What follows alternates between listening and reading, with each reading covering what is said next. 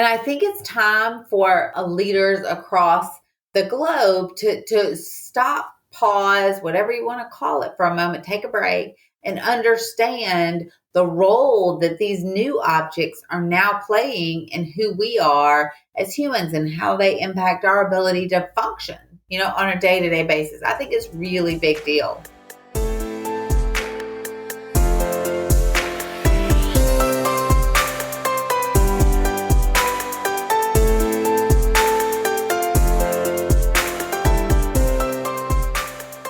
From Goose Creek Consulting, welcome to the Silver Linings Handbook. I'm Jason Blair.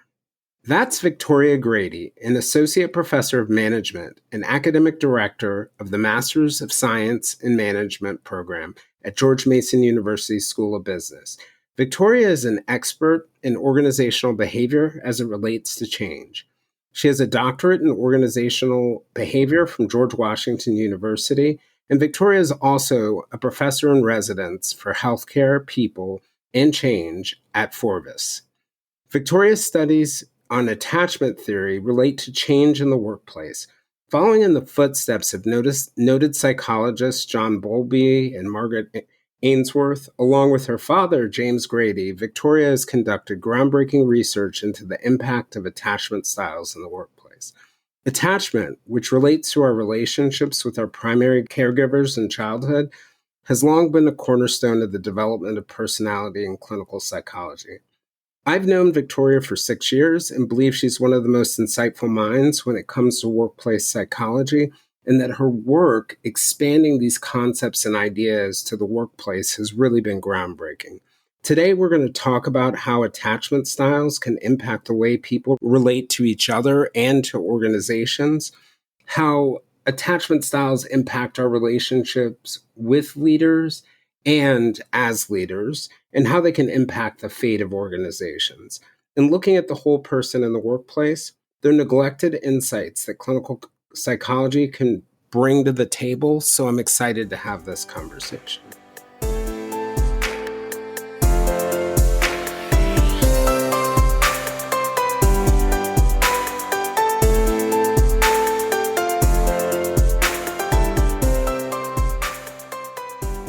Before we get started on a topic that totally fascinates me, I just wanted to ask a little bit about the underlying concept of attachment and how you, as somebody who's a business professor, got so interested in it, because it's not the typical thing you sort of associate with business school professors. Thanks, Jason, so much for that really great introduction. I feel we have known each other for quite a while, and when you hear someone that you are friends with and colleagues with and have collaborated with, it's always funny to hear them talk about you like that. So thank you so much for the comments. So it's really interesting how this all came about. So back in the late, let's say 1997, 98 timeframe, I was working on my master's degree.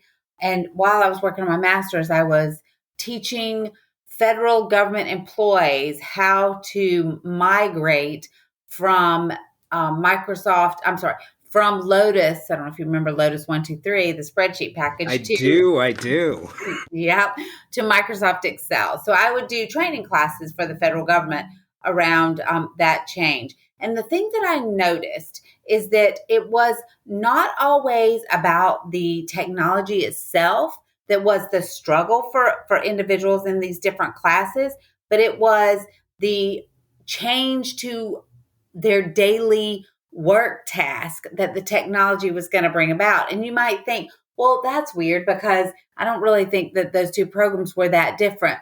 And in some ways they weren't, but the premise behind the military integration of Excel was also that people who were using these new packages and doing this training were going to lose some of their admin support, as part of a reorganization. So there was a lot of different things going on under the surface for these folks.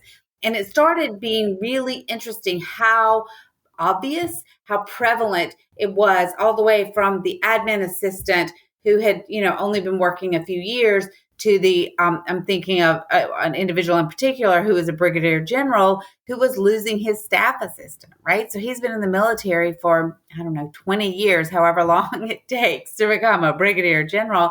And he was losing his support because he was going to be using this new package. So it wasn't just Excel. They were also integrating Microsoft Word to replace WordPerfect. So lots of change going on. And what I'm seeing is that it wasn't about the technology. It was more about the behavior change that was going to be required by the implementation. Does that make sense? Oh, yeah, it does. And it's an interesting point because when we think of change like technology, migration, we think about like, oh, where are the buttons now? Or how do I do this?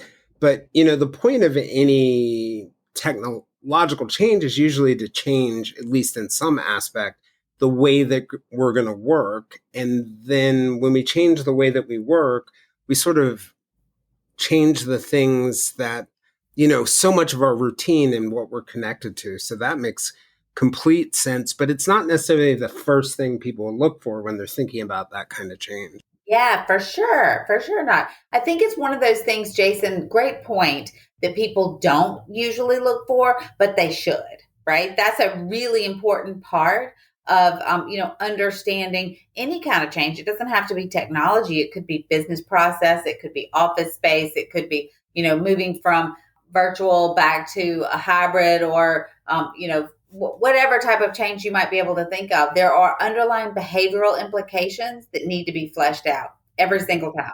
Yeah, I think about when my workplace first started moving to like using digital books, and it drove me Yeah. mad because I was used to having in my office this giant bookshelf of things. And it was really weird. I felt like, oh, I'm going crazy. Why do I care about this bookshelf of books?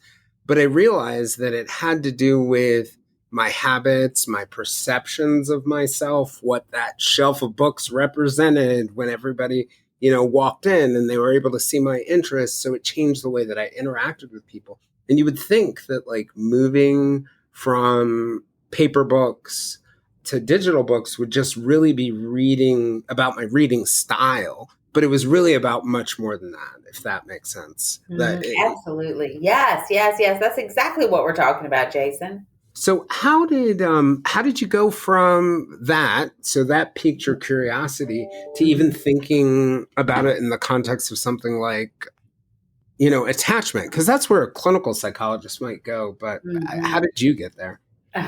So I moved to Germany after I finished my master's and lived over there and taught and saw a lot of the same behavioral characteristics for a couple of years associated with a military installation over there.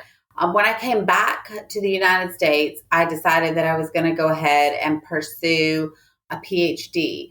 So I was sitting in a guy named, and I hope some of your listeners recognize this name, Professor Jerry Harvey from GW. He was an OB professor, and he founded or identified or wrote about something called the Abilene paradox. And the basic essence of the Abilene paradox, that's kind of his claim to fame, is that a lot of times groups go along with ideas or suggestions even when they really don't want to. And it's kind of an interesting phenomenon, like going to a restaurant with a group of friends that you all go, and then when you finish, you're like, God, that was so expensive. I didn't even want to come here in the first place. And you're like, wait, why didn't you say something? And it happens. I can definitely relate to that. Yeah, for sure, right? It happens in the workplace too. And his kind of seminal work or a really profound work was with the Challenger accident, because there was a lot of documentation that that many people recognized that the potential for a catastrophic event was very real and didn't say anything. And so or if they did, they didn't say it loud enough, or they didn't say it to the right people, or make sure that they were heard. So really interesting, kind of looking back at how that evolved. Later, he wrote another book, and the title is hysterical, called "How Come Every Time I Get Stabbed in the Back, My Fingerprints Are on the Knife." So it's a great book, a wonderful read. But in that book, he talks about something that Renee Spitz identified back in the early 40s, to early and mid 40s, called anaclitic depression. And basically, the word anaclitic, anaklesis, is Greek for to lean on. So a depression that comes about based on the removal of a leaned on object. He studied it, Renee Spitz did, in children. And interestingly, John Bowlby picked up on the work that Renee Spitz began in the 40s, in the early 50s, and kind of took it forward to a place where when we talk about attachment behavior, anaclitic depression became attachment behavior. We don't even talk about Spitz's work, right? We refer to it really as John Bowlby's work, when it actually was, the work began a little bit earlier. But anyway, so he was talking about that in that book. It was just came up very briefly, and he mentioned John Bowlby. And interestingly, I was sitting there listening, and I looked at him and I said, so let me tell you about these technology changes that I've been part of, and what I've seen both in the United States and in Germany, but also in other countries in Germany, because I was able to teach and do, computer and software training and that kind of work while I was over there in countries aside from Germany. And I always saw the same thing. It didn't matter what country, what culture, we're watching the same behaviors occur. So I'm telling him in class about this, and he's like, well, Victoria, I think you may have just found a really good dissertation topic. So that's how that started. So isn't that funny? Yeah. It's interesting about Bowlby. Like it always, because I always like the biographies of some of the folks who are here. But I remember reading a story about, I was just thinking about the points that you were making about noticing it in the military. But as I recall, I think it was World War One. Bowlby's father was, doing his military service, and he only came home like once or twice a year. Really didn't have much contact with his siblings. His mom occasionally got letters, but she didn't share them with any of her children. And around the age of 7, as the story goes, I think Bowlby's parents decided to send him and one of his brothers off to prep school. And the goal was to protect them from the bombings during the attack and other things along those lines. And he wrote later in life that it was an absolute terrible time for him. And he made some comment like, I wouldn't send a dog to boarding school at that age. But it really got him thinking about that concept of those underlying sort of a child's all important sort of ties. And the normal pattern and the normal ties that exist that help you feel safe in the world. So you sort of went through a similar journey in looking at your transformation and realizing that these little things that sometimes we think, kind of like Bowlby's parents in the boarding school, think might be all helpful, kind of break these ties that people have. Is that kind of like the underlying idea of sort of attachment that crosses over, or? It does. And Jason, I would be remiss if I didn't also mention, one other aspect of this that I found that kind of, it was like the perfect storm of events coming together. So after I had been married for about a year, my then husband was diagnosed with what would end up being terminal cancer. And the interesting thing about that, the diagnosis that many of your listeners may have friends or family members who have had a scary diagnosis, is you don't really think as much about the diagnosis, right? Or we didn't. We were just like, okay, here's what we're going to do. We're going to move forward, and we're going to make this. We're going to beat it, and it's we're going to work through it. We almost we have a need for action in those moments. Yeah, exactly. And that's what we did. You're almost like a shark. If you're not moving in those moments, you're dying, I think. 100%. Well, during that, so interesting that you say that. Somebody gave me a copy of a book called Who Moved My Cheese. Do you remember that book? I do. It's actually on my bookshelf across from me. So it was Who Moved My Cheese, right? Combined with the personal loss of, and of course there's a lot of sadness around this, but the one of the things that kept bringing up in my brain is, wait, how did this happen? I went to, I did well in high school, went to college, got a master's degree. I did all the things that I was supposed to do, waited until I was old enough to make a good decision, all that, blah, blah, blah. How in the world is this happening to me? And that's why my friend sent me the book, Who Moved My Cheese?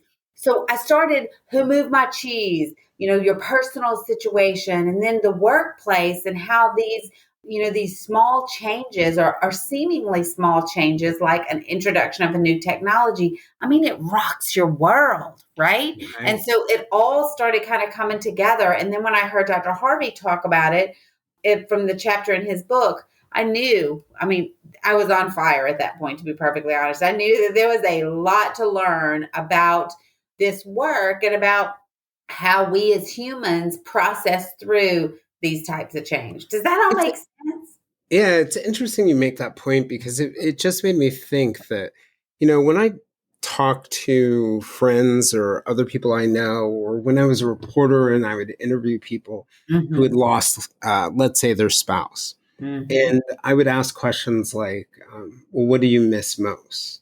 It was often something like, I miss their smell, or I miss the way that they made this food, or that they laid on their pillow, or the sound of their voice when they were singing in the shower. These things that you would think are relatively small in the grand scheme of things, but they represented for those people something so much bigger. Yeah, I totally agree. I mean, and I think that again, I think we are staying too surface level when we're talking about change in any capacity, to not acknowledge those little nuances, or little habits, or little traditions, or little expectations that are a really important part of who we are as human beings.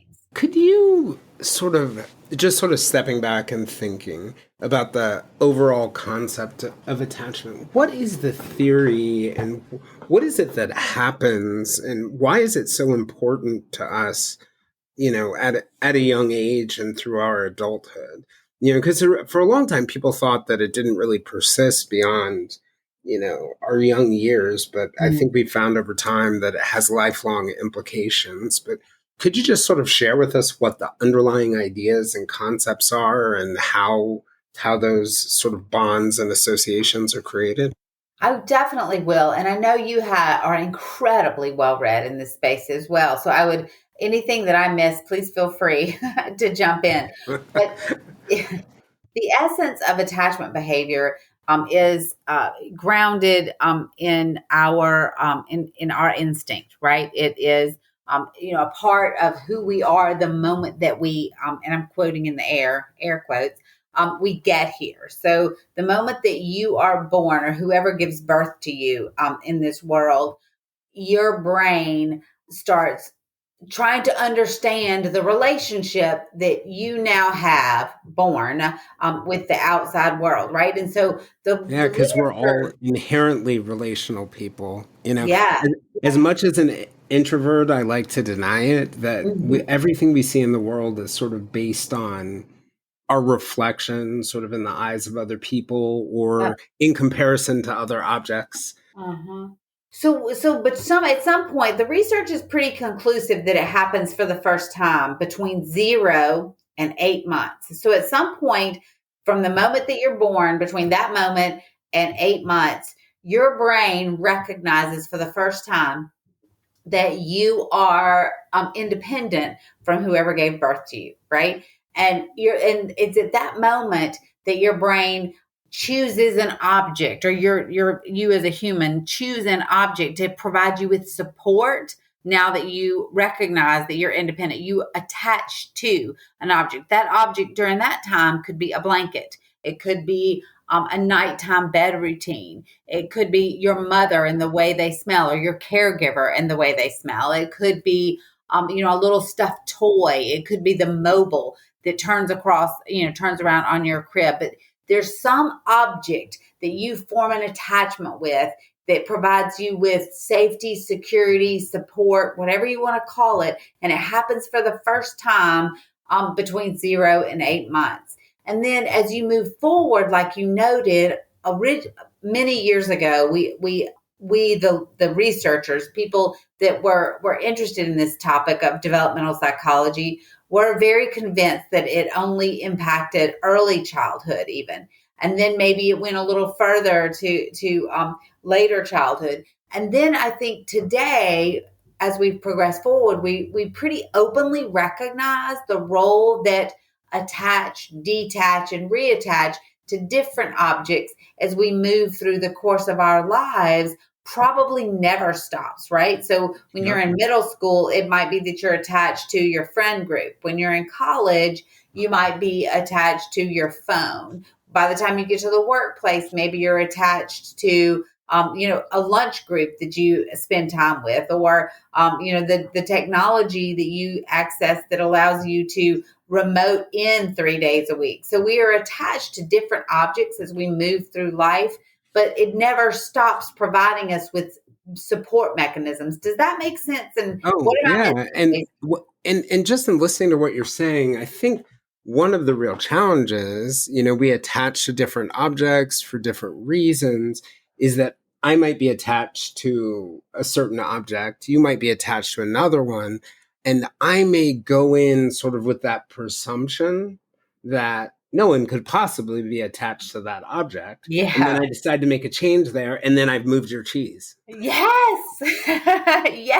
Yes. That's exactly right. Yes. Well, I was wondering about, just to give you some background about how I originally got interested in attachment theory. So I grew up in a very sort of engaged household, very engaged parents, not much anxiety, but they were really, really involved in my life. And I feel like for the most part, it was a very good childhood. And then, as I grew up and I got into middle school and high school, I realized that that wasn't true for everyone. Yeah. And, I came to sort of like, look into it and research. And I realized that some people grow up in environments where their parents are very involved, but there's a lot of anxiety and they might become a little preoccupied. There are people who grow up in environments where, there's anxiety, but parents are disengaged, and in attachment, they might call it fearful avoidant. And then there are people who, grow up in environments where there's not much anxiety, and I feel like this is every skater dude I grew up with, and there might not be that much involvement, and you can become very dismissive. But what you're saying, and just to make sure I have it right, that no matter which group, whether you're in secure attachment style or an insecure, you still attach to some kind of object. Mm-hmm.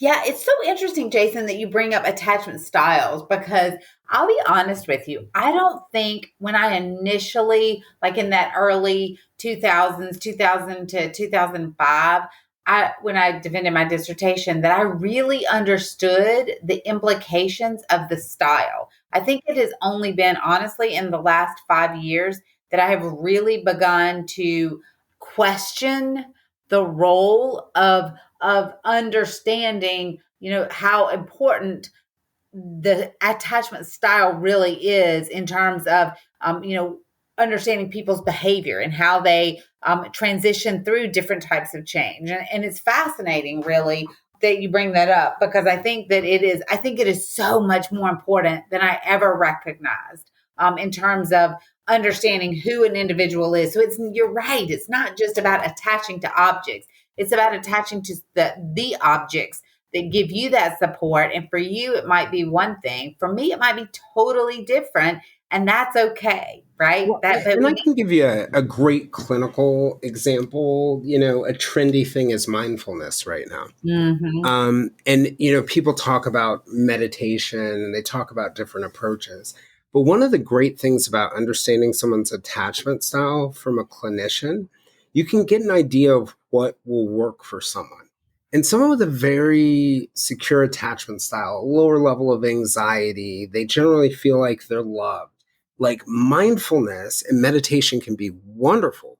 However, for a person who's a little bit more anxious, actually mindfulness can be counterproductive because that empty space just gets filled with anxiety. So at least on the clinical side, it has applications to, personality, behavior, but also what the right interventions are for the person, if that Oh my makes sense. gosh, Jason, that's so significant, right? And I think it's really hard as individuals working in the organizational change space to be able to understand all those nuances. You know, that what you just said, if I were listening to you, I would feel like totally overwhelmed, right? As a change agent or a change leader or a change manager inside of an organization or really even in a family. I mean, just in my personal life too. I mean, it seems overwhelming that you have to think about so many different aspects of this really, really critical theory that is the bottom line. It's our instinct, and there's nothing you can do for the most part. Now, I'm quoting again in the air because you and I both know there are a very, very small percentage of people who don't do this, and those folks have their own challenges. Right. And I'm going to leave those to the professional clinical folks. That's not my Right. Send them my way. area.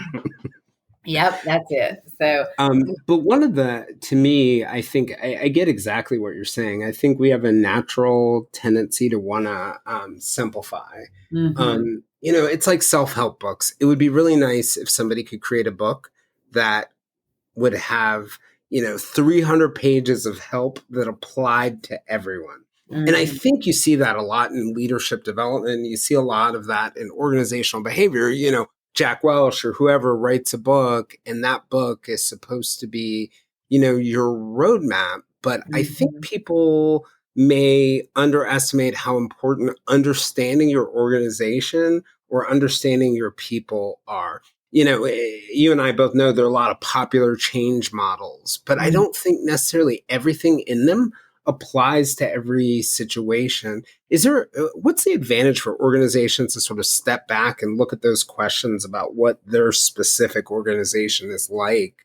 And then, I neglected to ask the very obvious question: what got you thinking about attachment styles a little bit more and their importance? mhm.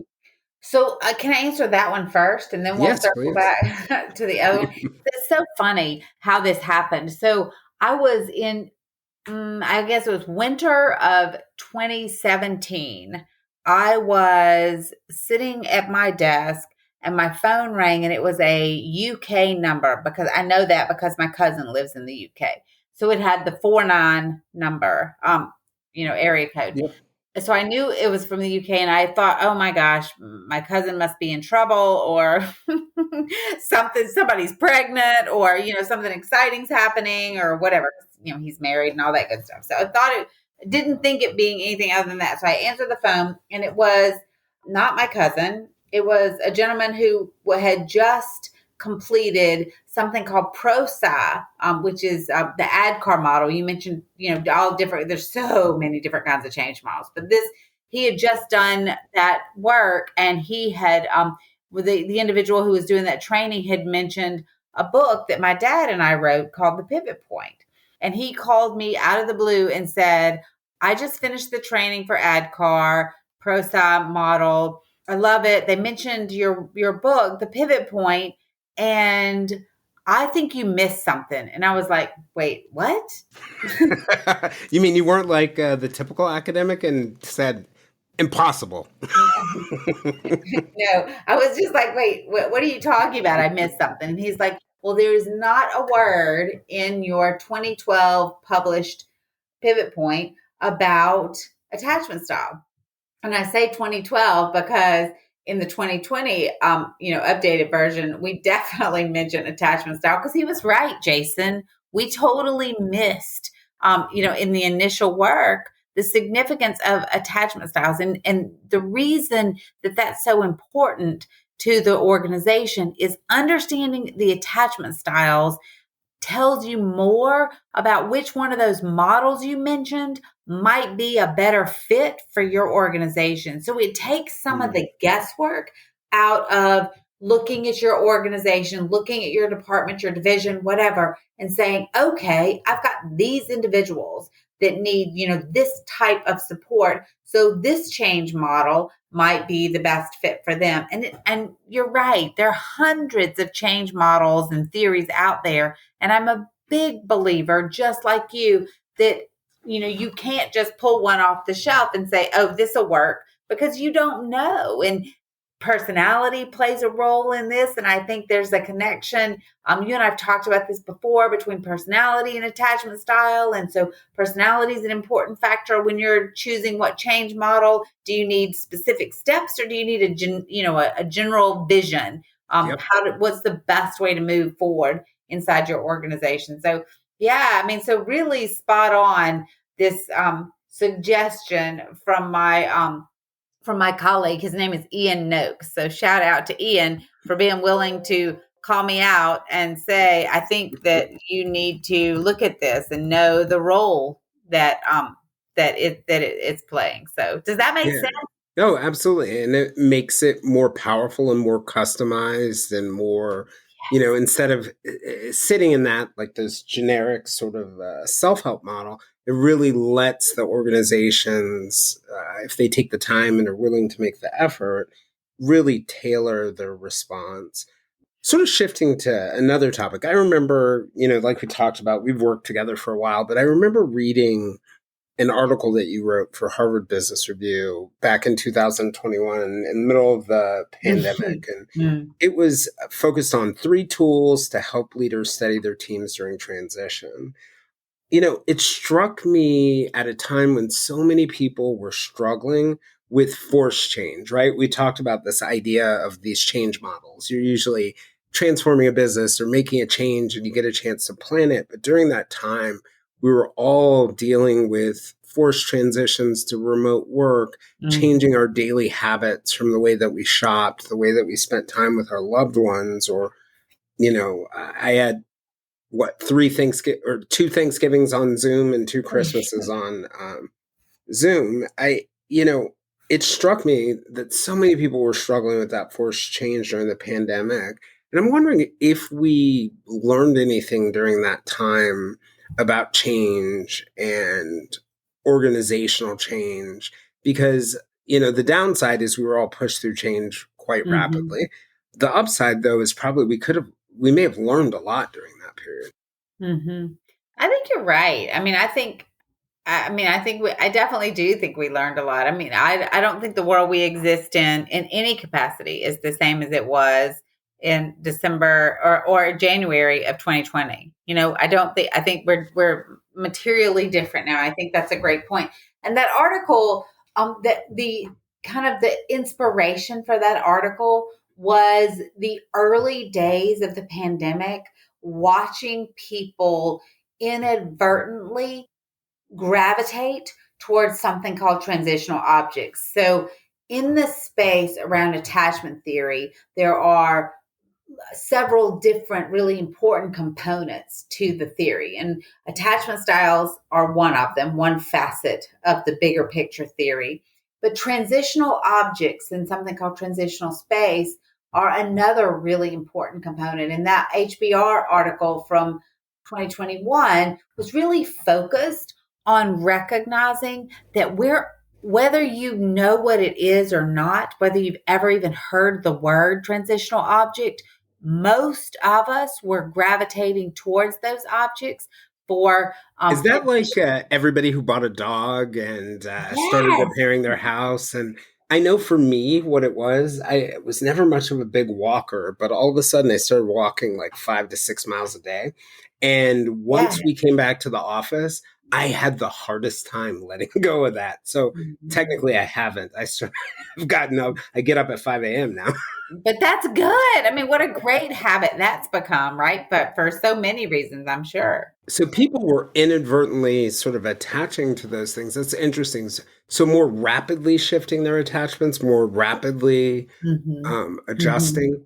Hmm. Do you think that's a part of our sort of resilience, or? I do think it's part of our resilience. I do. I absolutely do. And I think that, I think it's important to help people understand what it is. And that was really the reason for the article, right? To understand that it can be different for everybody. So I think Zoom became a transitional object of sorts that fits under the area in the article where we talk about building a bridge, right? We didn't have an option except to figure out how to communicate with our coworkers from our homes, right? We had to do this. Now, we've had Skype has been around for a long time, but Skype never really worked very well, at least for me. Maybe that says something about my I don't technological think anyone. ability. But there were definitely platforms out there, but it didn't do what we needed it to do. And Zoom really did, right? It was at least the best option for many of us as we tried to keep our, day-to-day work life as intact as possible. Same thing for our kids, right? I mean, how Yep. are our children going to go to school? And so we use Zoom. So technology can be a transitional object of sorts when it provides you with a support mechanism or a connection. And we call it in the article building a bridge between what you had and what you've got now, right? And so Zoom was that bridge to what we had and how are we going to do this now? How are we going to still work? How are we going to still keep our children in school?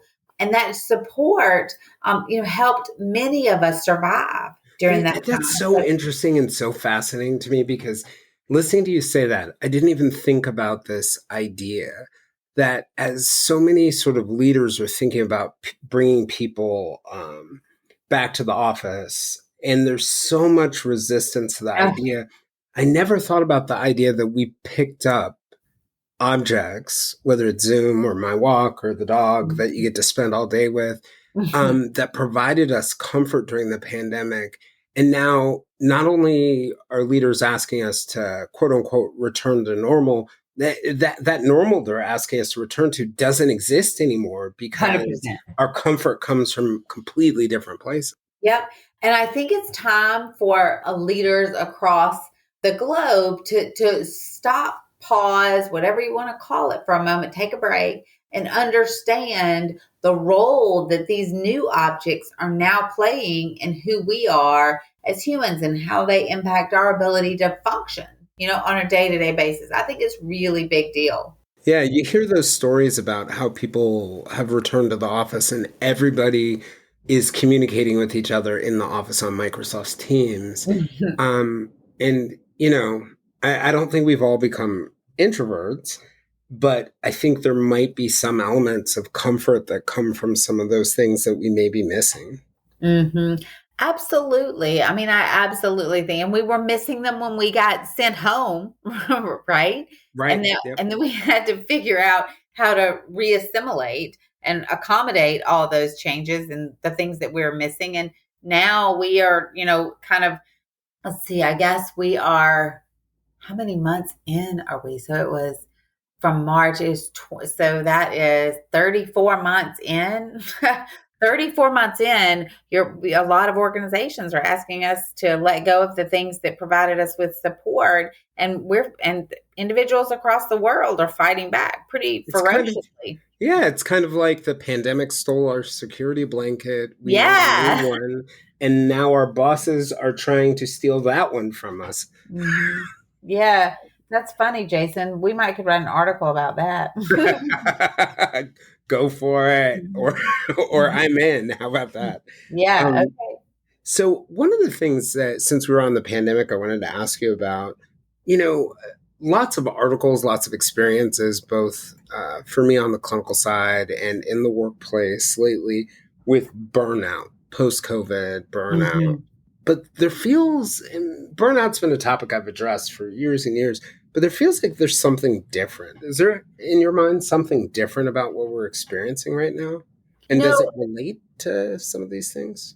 Jason, I think it does. And I think that's a really insightful question on your part. I have been able to spend a decent amount of time over the course of the last 2 years in researching and trying to better understand the role of burnout in healthcare organizations specifically. And as I have learned more about burnout in healthcare, especially as we are coming out of the pandemic and we are looking at the results of the incredible chaos that ensued for so many of us, not the least of which is the healthcare industry. But it is really interesting that I think that burnout looks different than we think. And the reason I think this is important is because I'm still hearing organizations talk about doing the same old things to relieve burnout.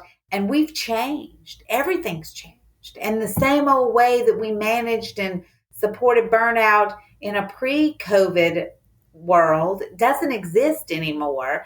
And the pace of burnout is exponentially, in my opinion, more significant now. I'm so curious, like even outside of healthcare, that what it looks like, because my feeling is it's going to be a very similar result to what we've seen inside. Any thoughts about that? Yeah, I mean, I think that at least on my experience of watching the pandemic, at least from my chair and the aftermath of it, is that there's probably even a greater need. And I think, and I think workplace trends were headed this way, at least toward thinking about these topics like burnout and other related aspects of sort of employee well-being. But I think that there's even a broader need right now, not to just look at well-being, but also look at well-being and fulfillment and connection and belonging, an assortment of other things that are that have sort of been tethered, that are contributing to burnout. Because one of the, just anecdotally from my experience has been, there used to be a pretty easy path to pull somebody back from burnout, get somebody Yeah. step back, X, Y, or Z, but that path is not working anymore. And not working anymore as well as it used to. Or organizations are not focusing on it, or something is happening that's not leading to people bouncing back as quickly as they once did. Does that make sense to you? It does make sense, Jason. Let me share with you one bit of research that I ran across. It's been about a year. So the Yale, I think I'm calling it right. Let me qualify this. Emotional Research Laboratory, I think is what it's called, did an incredible study a couple of years ago about burnout. No, I'm sorry, about engaged employees, a phenomenon that they were seeing in engaged employees that related to burnout. And here's what it is. When you do an engagement survey, you look at your scores and you're like, oh, we're good to go. We're very engaged. We're fine. No problems. And so the leadership then just put it in the drawer and shut it, right? And nothing is outside done. Of the fact that many employee engagement surveys don't actually measure engagement, but well, there's that. You and I as researchers or people interested in research could go anyway down that path for a long time. We drive them crazy, but yes. But let's say, presumably, that the instrument does do what it says it does, and it measures engagement. What they were seeing is that the most engaged employees inside of the organizations they were working with were also the most burned out. So translate that. Your highest performers are the most engaged, but they're also the most burned out. Isn't that crazy? Oh, wow. And that's something that would be a great threat to organizations. Oh my gosh, right? Think about it. Think about hospitals, your high performing nurses and your high performing doctors. And I mean, if those, and then think about it in the context of just like even at a car dealership, Jason, what's your highest performers, most engaged, or the most burned out? They're the ones who are going to leave. Think about the cost of that to, the well-being of the organization, but also, just to be blunt, the bottom line, right? Yep. I last year, last summer, I was at a conference, and it was actually related to personality psychology and personality in the workplace. And I have a clinical background, so I'm forever bringing up clinical concepts like attachment. And I brought up Bowlby and also Mary Ainsworth. And Mary Ainsworth, she wrote a book, or actually, when she was really young, she read a book that I think William who was it? William McDowell wrote. I think it's The Character and Conduct of Life. And that really got her thinking about psychology and personality psychology. And she's the one, if anyone's ever heard of it, but she's the one who identified through this assessment called the strange situation, Mm. you Mhm. know, this concept of she identified three different attachment styles. And in those situations, young children, they interacted with a caregiver, and the caregiver changed their level of engagement, and it really changed the way they responded. And if you've ever, I always tell people, any new parent should watch some of these strange situation videos, Mm. because you could Mhm. see, the parent would really engage with the the child, and the child would be laughing and joking and playing and smiling. And then when the parent pulled away and stopped reacting, at first the child would continue to sort of play and engage. And when that didn't work, like maybe toss something. And if that didn't work, then cry and disconnect. But it was like, and the underlying concept there was that the way that we interact with our primary caregivers, the way they interact with us, really shapes our attachment style. So I brought this point up in the context of personality. How does it shape personality? Leading personality psychologist Bob Hogan was speaking, and he said he literally went on for 3 minutes about how Bowlby should have uh, Mhm. received the Nobel Prize, and one of the things that I've noticed, both in the space of working in leadership development, working in workplace team development, is often these concepts like attachment, or even the concept of personality and its impact. Leaders in many workplaces sort of like want to jump under a table if if we bring up these concepts and our ideas. Yeah. What do you think causes that resistance, and is there a way to sort of get around it, whether it's language or something else along those lines? I definitely think that there there needs to be a way to get around it.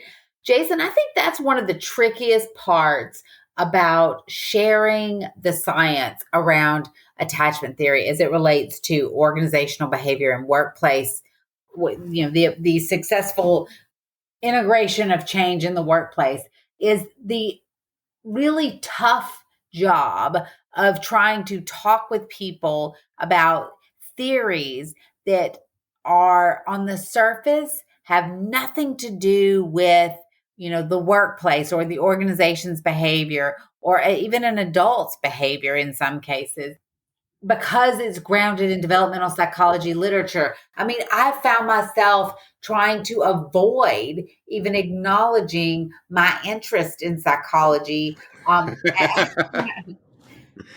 as a factor in giving a presentation, because I'll be so, you can see the looks on the faces of the people in the audience be like, "Bleh, I'm done." I've had no such luck myself, but It's so but hard. I get exactly what you mean. I mean, I often have to begin the conversations talking about behaviors, talking about competencies or experiences.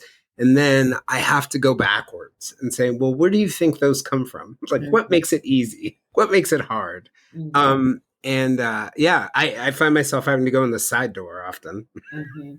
Well, I think that was one of the biggest misses of Who Moved My Cheese, to be perfectly honest with you, is that nowhere in Spencer Johnson's work does he recognize, acknowledge, mention nothing. That what he's really talking about is grounded in science. This isn't a fun pop culture book. This is serious stuff, right? This is human instinct that really can't be changed. It is what it is, right? It's most of us, as I alluded to before, have the ability to attach, and that's a good thing. And we should embrace that, not push it away. Yeah, and I think that's one of the core pieces. I run into this in my personality psychology work, where people say, well, how do I change my personality? And I say, well, you don't really. Like, it gives you self awareness, kind of alluding to what you were saying about objects. It's really important to know what you're attaching to and why Mhm. you're attaching to it. It gives you self awareness, and it gives you a roadmap to change your behaviors. Like taking a person like me, I enjoy risk. I love risk. I am, I test like the Evil Knievel, the guy who's gonna, go parasailing and Mhm. then, jump out of a plane afterwards. Mhm. But not everyone is that comfortable with risk. A lot of people are more risk averse. So it just logically, in thinking about something like personality or attachment, or even taking it to something else like values, Mm. an altruist versus somebody who's more focused on self-reliance. Like all of us are going to be able to accomplish the same goal. It's just going to take different paths and be a different kind of struggle. And so I sort of see like understanding these underlying concepts about attachment being about individuals being self aware, Mhm. organizations having self awareness about their own organization. Mhm. Because without that, how do you reasonably draw a roadmap to changing behaviors or even meeting strategic objectives? Mhm. Mhm. Yeah, I totally agree. I totally agree with you. I mean, I think this is one of those fundamental theories that should be in every single organizational behavior book out there. It should be a critical part, just like teams and groupthink and leadership theory. I mean, I think it's a missing critical part of the literature that I mean, I think it needs to be addressed. But the problem is you have the challenge of the language barrier, and that language barrier is something that it's just quite frankly tough to overcome. Like what are we going to do? We got to figure this out. We got to make this work. We've got to integrate this as a fundamental part of how all people learn to work inside of an organization. I think it's a big challenge, Jason. It's interesting because that actually brings me to another point. I remember in some of your latest work and some of your research, on your last assessment tool, I mentioned before I test squarely sort of in the secure attachment site type, which I didn't find really offered me all that much, other than maybe it gave me a little insight about how to relate to people who had other attachment styles. But one of the fascinating things about some of your latest research is that you suggested that there were some subtypes to secure attachment. And I Mhm. wanted to ask you about that. And I wanted to ask you about, what kinds of names do you use now to describe these different styles that sort of work for the workplace? Mhm. Well, it's such a good question, Jason. I mean, I will let me caveat what I'm about to say with it's a work in progress, right? This is Okay. brand new research that is literally headed to press hopefully in the next couple of months. So it's really interesting how different and I don't know if it's only secure that there are different subtypes, but that's what we've started. We started with secure. So the literature is pretty conclusive that somewhere between 52% and 58% of the general population, general global population, type out in the secure range. But so you and I maybe both type out in the secure range, but you, Jason Blair, would have a substantively different manifestation of secure than I do. I mean, Right. we're totally different in Right. terms of how we test. I know you took the assessment, I know where you landed, and I landed as far away from where you were, but in the secure I block. think mine was impatient, right? Yeah, it was. So I in think my whole family agrees. uh-huh. But that it's impatience not a bad thing. It's a No. get it done, move out. We're going to make a decision and we're going to make it happen and we're going to, get on it. Versus me, I'm a little bit more deliberate. I'm like, okay, whoa, whoa, whoa. This is a great idea, but let's look at all the different things that could go wrong Hmm. before we move out on this. Let's make sure we've got a solid understanding of the pros and the cons. So I type out as something called deliberate. So that's a bit more Cautious. cautious. Right. Yeah, I'm still Yeah. secure, but I'm very deliberate in the way that I Perhaps make a little decisions. more less reckless. Yeah. Well, I didn't say it, you did. But and then in the middle there, Jason, of impatient and deliberate is a category that we call dynamic, right? And that dynamic person is kind of a mixture of the two, right? And it's really interesting the way our analysis, and we did some fantastic statistical analysis around a concept called clustering. And data, when you have a good enough sample size, will give you some fantastic insight about subtypes in a space like what we're talking about, based on an analysis called clustering, where you see what responses cluster and tend towards each other. And we found a very good cluster that is divided around three different areas in secure, really solid three areas that are they are Extinct. distinctly different is the Mm. best way how I would describe it. No, and again, with all kinds of attachment styles, there's not one that's bad or good, right? Really, right? They just are, and they each have some interesting facets to them, especially as you look at their role in, change and transition. But I think it's really interesting to consider that we've been saying we had three or four attachment styles, depending on which piece of literature you believe to be most correct, for 40 years. And the reality is, Jason, I think for sure we have at least six, and there may be more. So I Yep. think we're at a really cool space right now. Yeah, and I think that there's a real strong argument to that when I sort of take the corollary over to, attachment obviously plays a role in the development of personality. And when you look at personality psychology and the way that it's grown, whether you're looking at something like clinical mental health disorders, or you're looking at, what you would call less persistent personality related tendencies, one of the things that's been clear is that we all operate on a sort of spectrum. Mm-hmm. It's Yeah. not the complete absence of a tendency versus the completely having the tendency. It's that if you imagine all these different personality characteristics, we all operate on a spectrum that leads to a certain place. And again, it adds the complexity, but the beauty of the added complexity is gives you an opportunity to tailor the response or the interventions that you do. I was thinking, I was laughing as you were saying that we're both in secure attachment, but we're very, very different.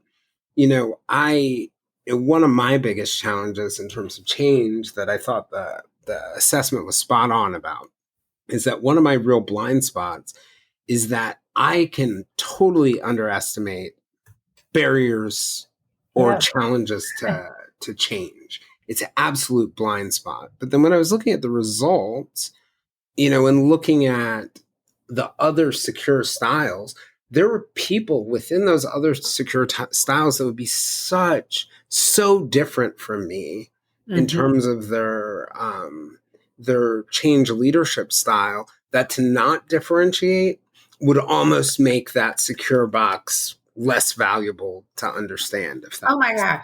gosh, 100%, 100%. The other thing, yes, yes, yes, I totally agree with you. I think there isn't a lot of value, to be perfectly honest, or it's minimal value. That's probably more appropriate. Minimal value in just knowing that you're secure, because I think there's so many facets to it. And it may be that we have only cracked or scratched the surface.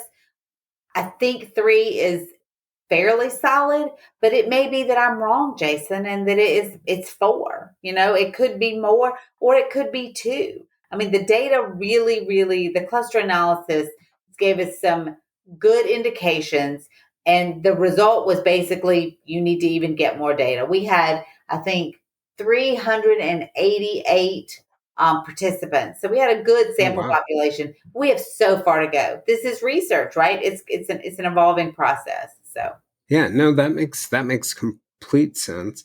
I remember when we first started working together, we were working with a client that was moving its headquarters mm, for the first time in many years, and they had done a headquarters move before, decades and decades before, and people still talked about the old building, the previous building that existed. Yeah. Um, and we were sitting down, we had met with, like the people who were leading the effort. We had met with the people in charge of public affairs. We had met with the HR people. And finally we met with like the building guy, like the construction, internal real estate and construction guy. And he was the first one to sort of mention, we really should have started change management like 3 years ago. Yeah.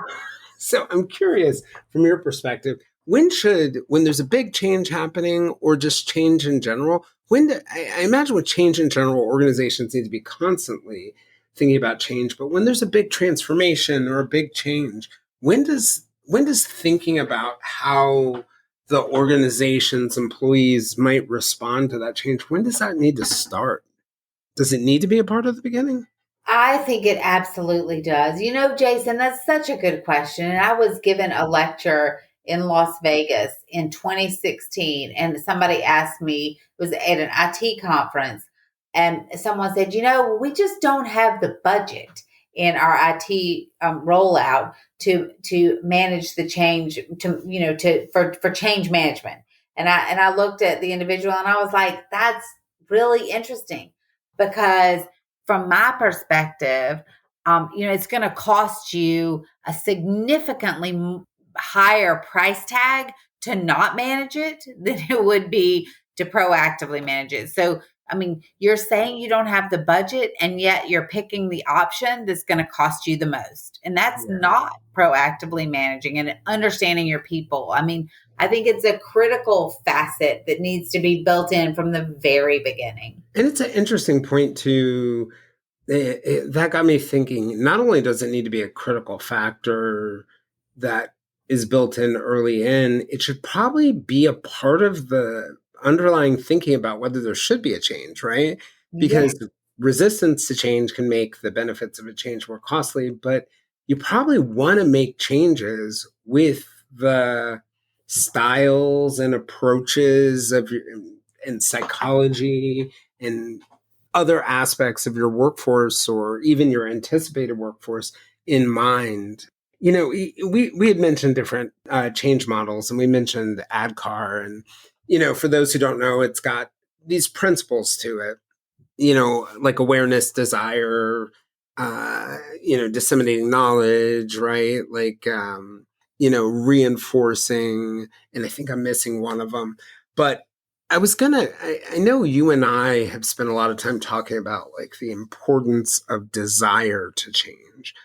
Could you talk a little bit about what's meant by desire and how important it is to change? I think that's interesting. And desire is a critical part of many, many change methodologies. Now, it's overtly part of ADKAR, awareness, desire, right? So desire is the word for the D in ADKAR. So it's overt in that one. But I think if you look at other change methods, you're going to see the component or the importance of the concept around desire present in almost all of them. I think desire is helping people understand the reason why this is necessary. And, that when I say the word why every time, I shudder because that my Southern accent is just so obvious. I love it. when I say that. But it's anyway. So it is. I think that I haven't had a good conversation if I can't get a y'all in. Yeah, I know. I hear you. Or fix it. Anyway, so I think desire is an important part of helping people impacted by the change embrace the why. This is why we're doing it. This is why it's important. This is how it's going to take you forward. It's all those messages that get buried underneath the concept of desire and people being willing to embrace, how the change is going to impact them and move forward. And I think that is directly tied back to an individual's willingness to be unattached for a moment, right? Or to seek that transitional object to give you intermediary support while you get used to the new way of doing things. Does that make sense, Jason? Yeah, sort of that idea that understanding is the beginning of sort of building enthusiasm, and Yeah. also understanding helps you feel safe and helps you address your fears. Like one of the things Amy Edmondson, a Harvard Business School professor, talks about the idea of psychological safety. And Hmm. one of the things that people often miss in her theory is that the thing that drives psychological safety is candor. Knowing where you stand, knowing what the impact of things are, just knowing can create an enormous amount of psychological safety. Hmm. Hmm. Yep, you're exactly right. I totally agree. We were just talking about Amy Edmondson earlier. I think she's done some great work in this space. Yeah. I'm totally excited about your work, and I'm totally excited about the places where clinical and workplace psychology can come together because, the whole point of clinical psychology is to improve the lives of people, social psychology to improve, our collective. And so we spend no more time in a year Mhm. sleeping and at work. So I think it's super important for the well-being of people, from my perspective, that there's an opportunity to integrate these ideas. But I also think for organizations to really be effective, they have to sort of take in mind these central things. So I'm totally excited about that. So, but I'm curious if you're willing to tell us, if you're willing to tell the audience, where's your research headed next? Jason, that's such a good question. I really think that we have so much more to do in the attachment style space. One of the things that has come out of the work that we've been doing now for almost 2 years in this space is what I call like unintentional findings. And I'll tell you the sub dimensions in secure was one of those. Another one that came up is a question around primary versus secondary attachment styles, and whether or not we have a primary that's our default, and then if there's a secondary that kind of gets put into place, and what that might look like in terms of coaching leaders to understand more about how their individuals are attached. Which brings me to the last area that was kind of identified is there are several articles, and our literature review is truly global in terms of what we have reviewed in the attachment literature space for this new article. But there is some really, really interesting work coming out of South Africa around leadership and attachment styles. And the way a leader, why the attachment styles of leaders is a really important part of their own understanding of what's going on inside their organization. So I just think it's important to keep moving and down this path to dig into the attachment style work more. And I think we're all in agreement. My research team, my dad, James Grady, who is a very important part of my research team, we're all on the same page to move forward with really digging into attachment styles and seeing what else we can come up with. Who knows, Jason? Personality. You and I have talked about that before. I think that's a factor in there. So It's lots of very interesting you mentioned that, Victoria. If I could throw 4 cents over for you, one of the most fascinating things about personality is that, and leadership, is that everybody has an everyday sort of leadership style or everyday personality. But we have very different personality styles when we're under stress or not Yep. paying attention and not self-monitoring. And who do you not self-monitor with? Your subordinates, your children, your goldfish, anything you have power over. So there Mhm. may be something really there to that dominant secondary and what may Mhm. trigger those things. I know we need to wrap up, but I wanted to give you a chance to see if you have any closing remarks or things that you want to say. I just want to tell you how much I appreciate the conversation. I appreciate our collaborative relationship, doing work together. And if any of your listeners have any questions or would like to interact, at all, that it's a quick Google search and my George Mason email pops up straight away. And I would love to have a dialogue around what we're doing. Awesome. Thanks, Victoria. I really appreciate you for joining us. And thank you, all the listeners, for joining us for this conversation with Victoria Grady. We're looking forward to A, having her back, and B, being with you guys again on the next episode. I'm Jason Blair, and this is the Silver Linings Handbook podcast. We'll see you next week with a new episode.